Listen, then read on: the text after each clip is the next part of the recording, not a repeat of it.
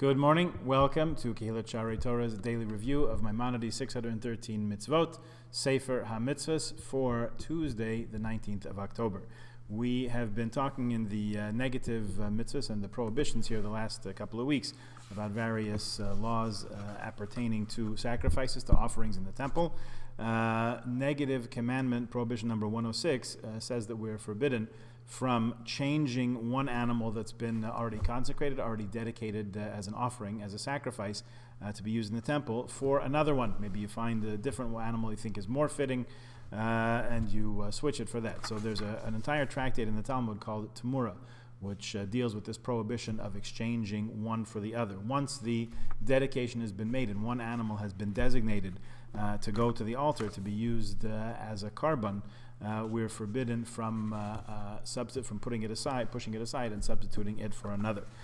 Very interesting little note here in the commentaries, in the explanatory notes. Rabbi Menachem Habavli gives in his work Tamei HaMitzvahs, Reasons for the Commandments, says you can learn a very interesting note from this.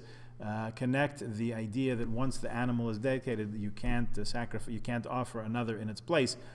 Connect this with the irrevocable character, as he explains it here, of God's covenant with Israel. Just as the creator of the universe has not substituted another people for Israel, who are his hallowed portion, God's chosen portion, so we are supposed to reflect that by not substituting an animal that has not yet been consecrated or dedicated for an offering with one that has. This is his explanation of his listing of the mitzvahs there. I guess Menachem Habavli has its own listing of mitzvot. So here you see an interesting sort of expanding of the principle as it applies just to one mitzvah, but in a much larger context there. Connected to that, negative mitzvah number 107, we're not permitted to exchange one. This is also from Talmud Tractate Tamura. Not allowed to exchange one type of korban for another.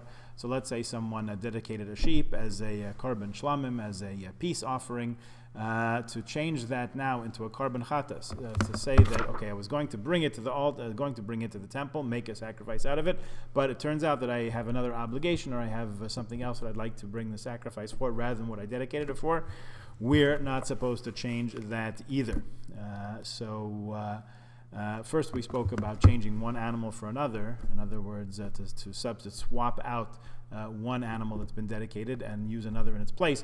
Now we're talking about using the same animal, just using for a different purpose. That is a separate prohibition of the Torah. In other words, once we've made the dedication, once we've chosen the path that this process of this particular animal, this particular offering, korban is going to take, we're supposed to stick with that path. Okay? So that seems to be the take-home message for today. So have a good day, and we'll continue tomorrow. Please join us then.